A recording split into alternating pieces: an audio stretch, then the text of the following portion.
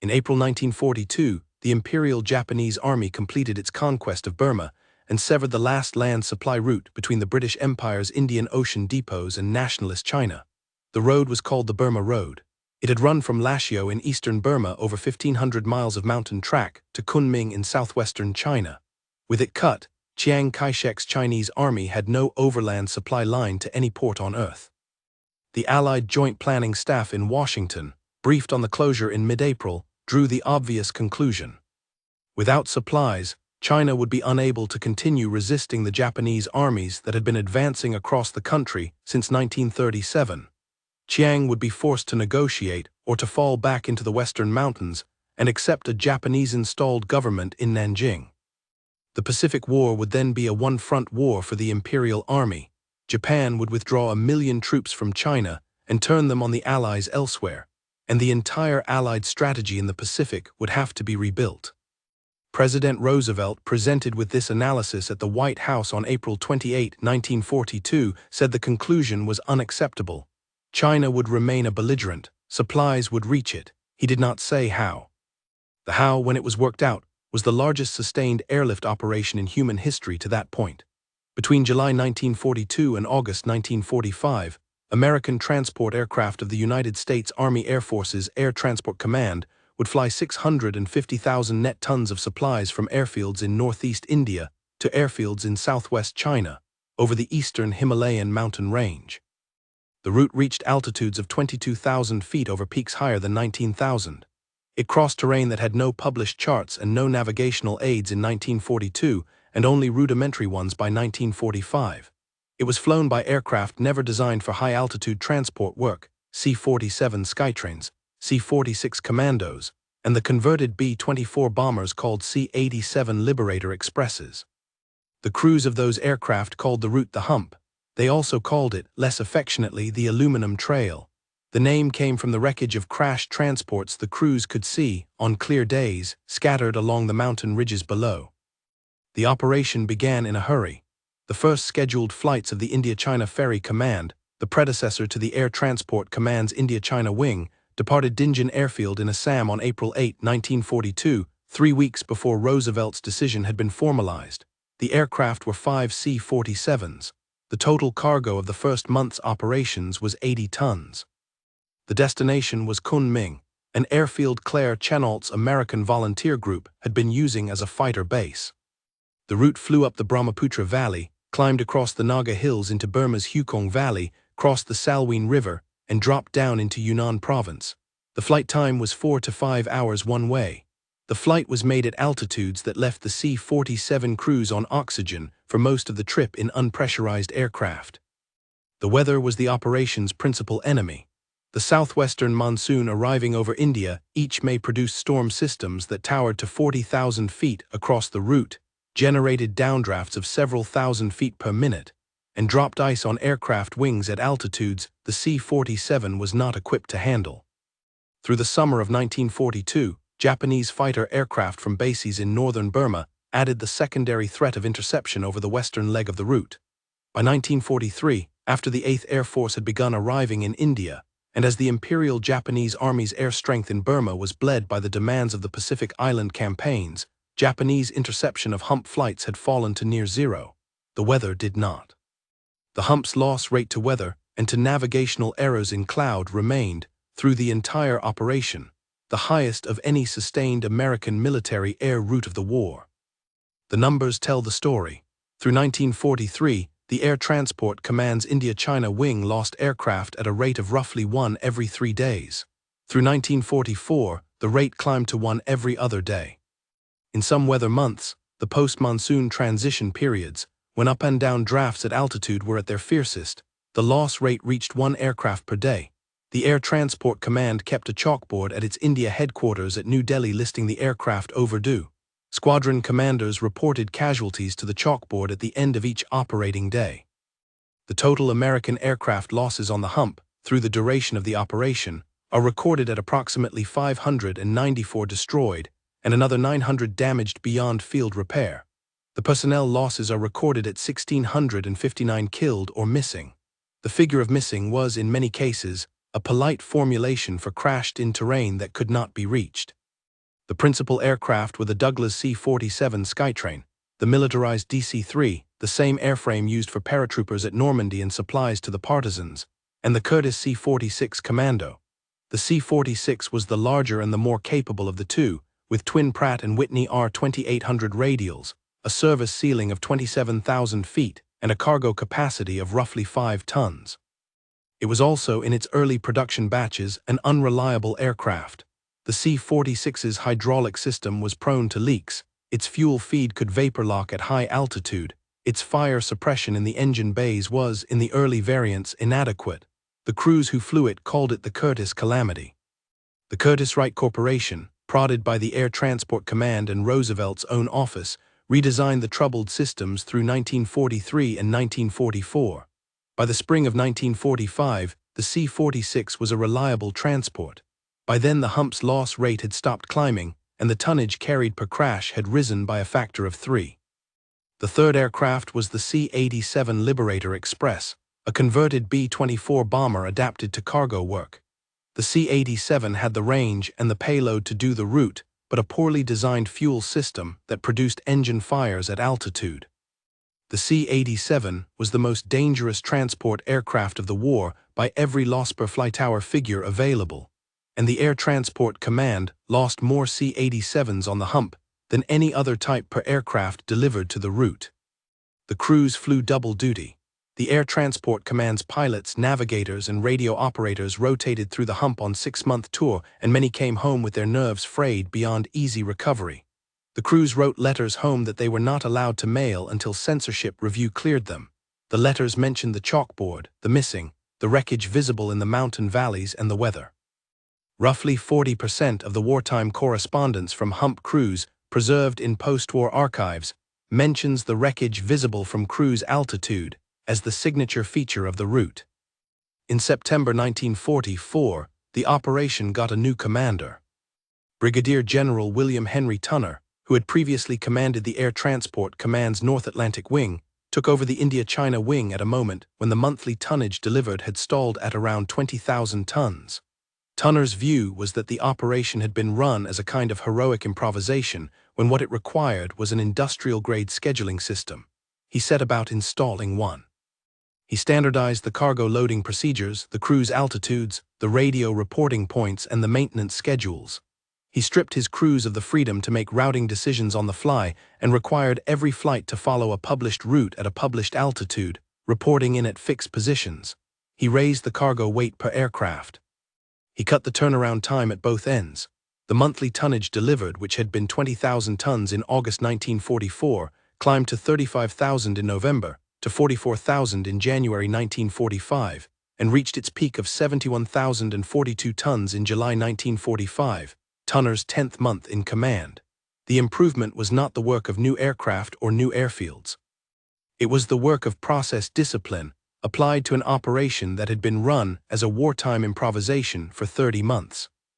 Tunner would carry the same methods forward into the Berlin airlift 3 years later. The procedures he wrote in India for the Hump became the procedures used at Tempelhof and Tegel in 1948 and 1949.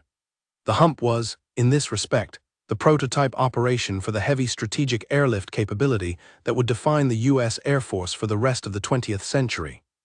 The Berlin airlift, the Vietnam War's logistics, the long-range deployments of the post-Cold War period, all traced organizational descent from the schedule book Tunner wrote at New Delhi in 1944. A specific category of the Hump's losses deserves its own paragraph. Through the autumn and winter of 1943, the Air Transport Command was running C-46s into Kunming in monsoon, whether that produced a particular form of disaster, ice accumulation on the wing leading edges at altitudes between 15 and 20,000 feet. The C-46's wing was a thick, high-lift airfoil that produced strong climb performance loaded. The same airfoil, when carrying half an inch of ice on its leading edge, lost approximately 40% of its lift coefficient. A C-46 that had been climbing comfortably at 16,000 feet would, on ice contact, begin to settle at 1,600 feet a minute. The crews learned to climb above the ice level, 25,000 feet, but did so in unpressurized aircraft on oxygen and at altitudes where the C-46's engines produced reduced power. The choice was lose lift to ice or lose power to altitude. The crews managed it differently from one flight to the next. Many of the worst accidents in the operation's history were the result of an iced-up C-46 sliding into terrain on a descent through cloud that had been intended as an instrument approach to Kunming. The men flying those aircraft were a varied population. The first crews assigned to the operation in 1942 were experienced Pan American Airways transport pilots commissioned directly into the Army Air Forces as senior officers. Pan AM had been operating in China and across the Pacific since the 1930s and had the only American pilots with the navigational and high-altitude background the route required. By 1943, the Pan AM cadre had been supplemented by air transport command crews from the United States, most of them new to the theater and unfamiliar with the terrain. By 1944, the Hump was being flown principally by air transport command pilots in their first overseas assignment, supervised by a handful of Pan AM veterans who had stayed. The mixed experience level was a contributor to the loss rate through 1943. The standardization tonnage imposed in September 1944 mitigated the problem. The rate of crew-caused accidents fell by half within 3 months of his arrival. The cargo itself merits a careful description. The Hump did not carry general supplies in the manner of a domestic American freight operation. It carried, by tonnage in order, aviation gasoline for Chennault's 14th Air Force at Kunming and outlying fighter strips, ammunition and bombs, small arms ammunition for the Nationalist Chinese Army, medical supplies, specialized military hardware that could not be locally produced, mail, and in small but non-trivial quantities, currency for Nationalist Chinese government payroll. The gasoline alone was the operation's largest single cargo category. Roughly 400,000 of the 650,000 tons delivered across the duration of the operation were fuel for American aircraft and Chinese ground operations in southwest China. The Hump's strategic logic was, in part, a self-feeding loop, American transports carrying fuel for American fighters and bombers operating from Chinese bases, which in turn supported the American transport corridor. The Chinese end of the operation, at Kunming and at the smaller forwarding fields at Yunnan and Luliang, received the Hump's cargo onto trucks that ran it inland over Chiang Kai-shek's army's improvised road network. Chinese labor crews unloaded the aircraft. The forwarding operation in China was largely Chinese-run, supplemented by American officers and a small number of American transportation troops.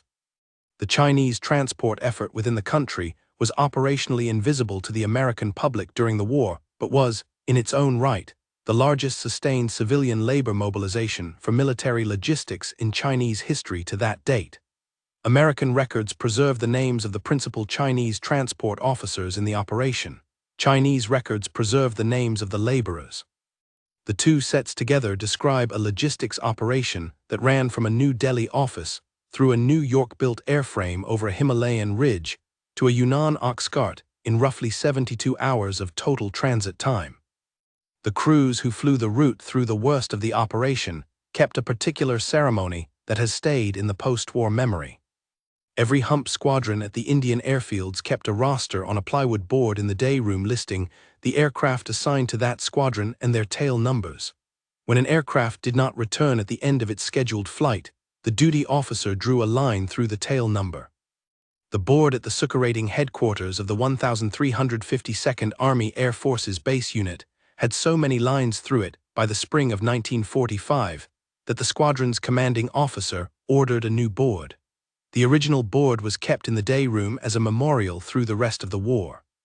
After the war, it was crated and shipped home to the United States, where it now sits in the National Museum of the United States Air Force in Dayton, Ohio, in the same exhibit hall that holds the silver goblets of the Doolittle Raiders. The board has 87 lines drawn through aircraft tail numbers. The day room kept a chair empty for each line. The chairs were not removed. The strategic contribution of the Hump to the China War is debated.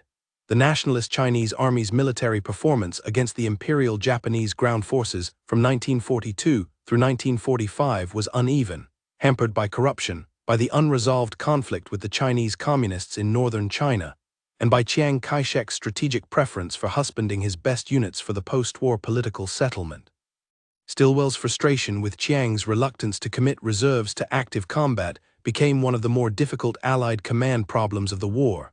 None of that, however, alters the strategic fact the hump produced. As long as China remained at war, Japan had to keep approximately 1 million troops in the Chinese theater.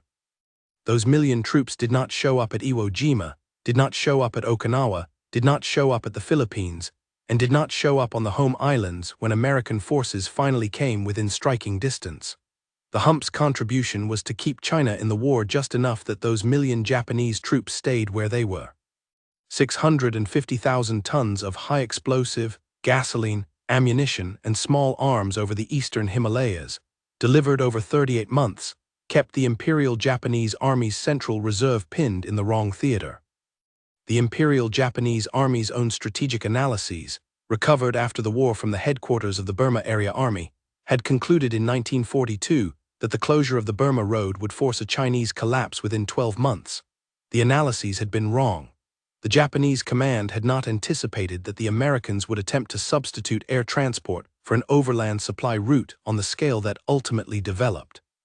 The Japanese ground commander in Burma, General Riniam Mutaguchi, would press in 1944 for an offensive into northeast India, aimed at capturing the Hump's launching airfields at Dinjan and Chabua, on the theory that closing the Hump would do what closing the Burma Road had failed to do.